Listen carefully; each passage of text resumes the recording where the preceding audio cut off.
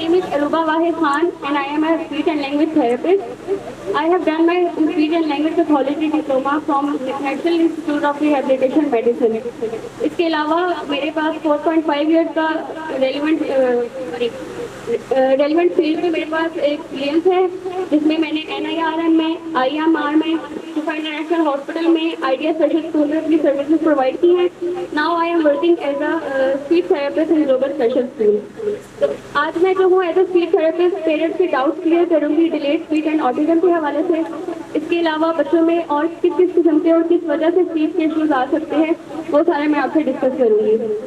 Basically autism जो है वो बच्चों के बिहेवियरल फीचर्स की वजह से पहचाना जाता है, जिसको हम रेड फ्लैग भी बोलते हैं. बच्चों में जो है सबसे बड़ा जो रेड फ्लैग होता है उसमें पेरेंट्स हमें बताते हैं कि बच्चे ने सारे अपने माइलस्टोन्स जो हैं वो टाइमली अचीव कर लिए थे. बच्चों की जो है बच्चों ने बोलना भी शुरू कर दिया था अपने टाइम पे, सारा कुछ हो गया था. लेकिन एक स्पेसिफिक एज पे आके बच्चा जो होता है बोलना छोड़ देता है, बिल्कुल म्यूट हो जाता है. उसके अटेंशन स्पैन के इश्यूज आना शुरू हो जाते हैं, आई कॉन्टेक्ट के इश्यू आना शुरू हो जाते हैं. तो ये सबसे बड़ा जो है रेड फ्लैग होता है ऑटिस्टिक बच्चों में कि बच्चों की जो आई हुई स्पीच होती है वो रिग्रेस हो जाती है. तो उसका ये है कि हो सकता है कि बच्चों का स्क्रीन एक्सपोजर बहुत ज्यादा हो. बच्चों की डेवलपमेंटल स्टेज में बच्चों को ह्यूमन इंटरेक्शन की सबसे ज्यादा जरूरत होती है, ना कि यूट्यूब या स्क्रीन टाइम की. बच्चा स्क्रीन की तरफ जाता है, वो कार्टूनिश लैंग्वेज सीखता है. अब पेरेंट्स ये कहते हैं कि बच्चा जो है वो A to Z हमें सब कुछ बता देता है, राइम्स पढ़ लेता है.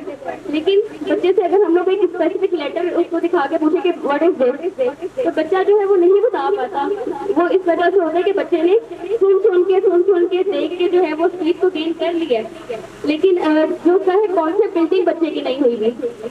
और इसके अलावा जो ऑटिज्म के जो रेड फ्लैग्स में है, स्पिनिंग आ जाती है, चीज़ों को लाइन अप करने लगते हैं बच्चे. उनके टॉयज होते हैं, घर की कोई चीज़ होती है, उनको एक सीक्वेंस में लगाना शुरू कर देते हैं, तो उसको लाइन अप कहते हैं.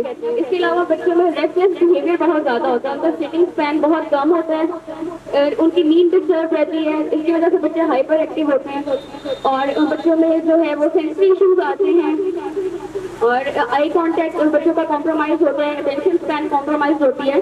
तो स्पीच के लिए भी जब बच्चे हमारे पास आते हैं तो हम डायरेक्ट स्पीच में काम स्टार्ट नहीं कर सकते, क्योंकि जब तक बच्चे की सिटिंग डेवलप नहीं होगी, बच्चे का अटेंशन स्पैन बेहतर नहीं होगा, बच्चे का आई कांटेक्ट अच्छा नहीं होगा, तो वो हमारी बात को ना सुन सकेगा, ना समझ सकेगा, ना आगे से अपनी नीड्स को बता सकेगा. तो सबसे पहले स्पीच थेरेपिस्ट का भी जो रोल होता है वो होता है बच्चे की प्री स्पीच स्किल्स पे काम करना. प्री स्पीच स्किल्स में बच्चों का eye contact, sitting span, attention span, joint attention, imitation skills, command following, ये सब शामिल होती है. अब बच्चा एक रेस्टलेस बच्चा है, वो बैठ नहीं रहा है उस जगह, तो जाहिर सी बात है आपकी बातों पर वो अटेंशन भी नहीं दे सकता.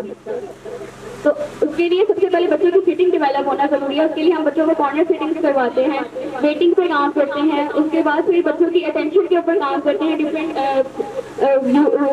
एक्टिविटीज होती है, हम लोग बच्चे की अटेंशन डेवलप करते हैं. बच्चे की अटेंशन स्पैन अच्छा होता है, वो अच्छा आई कॉन्टेक्ट अच्छा देना शुरू करता है, फिर वो हमारी बात सुनने की तरफ आता है. ऑटिज्म का जो मैनेजमेंट है वो थोड़ा टाइम टेकिंग प्रोसेस होता है, क्योंकि ये बहुत कॉम्प्लिकेटेड डिसऑर्डर है. तो उसके लिए हम लोग फिर इस चीज़ के बाद जो है बच्चों की कॉन्सेप्ट बिल्डिंग पर काम शुरू करते हैं. कॉन्सेप्ट बेसिकली क्या होता है कि अब मैं बच्चे को स्पीच करवा रही हूँ, या कोई भी स्पीच थेरेपिस्ट या कोई भी बच्चे को स्पीच करवा रहा है कि बेटा ये बोलो, ये बोलो, ये वर्ड बोलो. मैंने एप्पल बोला, बच्चे ने मेरे पीछे एप्पल को रिपीट किया. मैंने बॉल बोला, बच्चे ने मेरे पीछे बॉल रिपीट किया. It's not a speech. ठीक है, बच्चे अब मैंने उसको बच्चे को कमांड दी बेटा मुझे एप्पल ला के दे दे. अब बच्चे को उस चीज़ का कॉन्सेप्ट ही नहीं है, उसको पता ही नहीं है कि एप्पल किस तरह का होता है, उसका कलर क्या होता है, उसका टेक्सचर क्या होता है, तो बच्चा वो हमें नहीं ला कर दे सकता. तो कॉन्सेप्ट बिल्डिंग का मेन फोकस यही होता है कि सबसे पहले बच्चे को हम जो भी चीज़ से शुरू करवाएं, चाहे वो कार्ड है, ओरिजिनल है या ऑब्जेक्ट है, बच्चे के सामने उस चीज़ की तस्वीर होना बहुत जरूरी है. उसके कानों में बार बार उस चीज़ का नाम पढ़ना बहुत जरूरी है. फिर उसके बच्चे के माइंड में कहीं ना कहीं उसकी पिक्चर, उसका नाम बैठ जाएगा और बच्चे का कॉन्सेप्ट डेवलप हो जाएगा. तो पेरेंट्स से भी मैं यही कहना चाहूंगी कि घर में भी जब आप जो है बच्चों के ऊपर काम करते हैं, या बच्चा आपसे नॉन वर्बल वे में कम्युनिकेट करता है कि आपको जस्टिस के थ्रू बता रहा है या आपको ग्रैब करके लेकर जा रहा है कि मुझे क्या चीज़ चाहिए, तो आप बच्चे को के पास हैं, उसको उस चीज़ को पकड़ाएं और उसका नाम बताएं। बच्चे के हाथ में वो चीज दें, बच्चा उस चीज को देखे और उसका नाम सुने कि इस चीज को एप्पल बोलते हैं या इस चीज को रोटी बोलते हैं, इसको पानी बोलते हैं, ताकि बच्चे के कॉन्सेप्ट क्लियर हो। उसके बाद हम slowly and gradually step by step जो है वो स्पीच की तरफ जाते हैं। बच्चे का कॉन्सेप्ट बिल्ड हो गया, बच्चे का कॉन्सेप्ट बिल्ड होने के बाद उसकी स्पीच ऑटोमेटिकली अच्छी होना शुरू हो जाती है। फिर हम लोग वर्ड पे आते हैं, वर्ड से फ्रेजेस पे जाते हैं, फ्रेजेस से सेंटेंसेस पे जाते हैं। इम्प्रूवमेंट जो है वो स्लो जरूर होती है, लेकिन एट द एंड इंशाल्लाह अचीव हो जाती है। उसके बाद हम आते हैं डिलेड स्पीच की तरफ कि डिलेड स्पीच होती क्या है। बेसिकली बच्चों के माइलस्टोन्स होते हैं, डेवलपमेंटल माइलस्टोन्स जिसको हम कहते हैं। जैसे बच्चा एक टाइम पे नेक होल्ड करता है, उसके बाद बैठना शुरू करता है, उसके बाद खड़ा होता है, फिर चलना शुरू करता है। अगर बच्चे के डेवलपमेंटल माइलस्टोन डिलेड होंगे तो बच्चे की स्पीच ऑटोमेटिकली डिले होगी। उसके लिए भी आपको स्पीच थेरेपी की जरूरत है। ये नहीं है कि बच्चे ने अगर माइलस्टोन जो है वो खुद ही अचीव कर लिए हैं लेटली बेशक, लेकिन स्पीच भी खुद आ जाएगी, ऐसा बिल्कुल भी नहीं है। अब बच्चा 3.5 साल की एज में उसके पास स्पीच 1.5 साल के बच्चे के बराबर है, तो बच्चा डिसऑर्डर की तरफ मूव कर गया है। 6 महीने के बाद कोई भी जो डिलेड है वो डिसऑर्डर बन जाता है। तो बच्चे की 3.5 साल का बच्चा अच्छा खासा कम्युनिकेट कर लेता है, लेकिन अगर वो कम्युनिकेट नहीं कर रहा, उसकी स्पीड 1.5 साल के बच्चे के बराबर है, वो सिर्फ वर्ड से आपके साथ कम्युनिकेट कर रहा है, तो ये डिसऑर्डर है कि बच्चे की एज तो 3.5 साल है, लेकिन उसकी स्पीच की एज क्या है, वो साल या 1.5 साल के बच्चे के बराबर है। तो उसके लिए स्पीच थेरेपी बहुत ज्यादा जरूरी है। उसके बाद हम बात करते हैं कि और किस किस वजह से स्पीच के इश्यूज आ जाते हैं।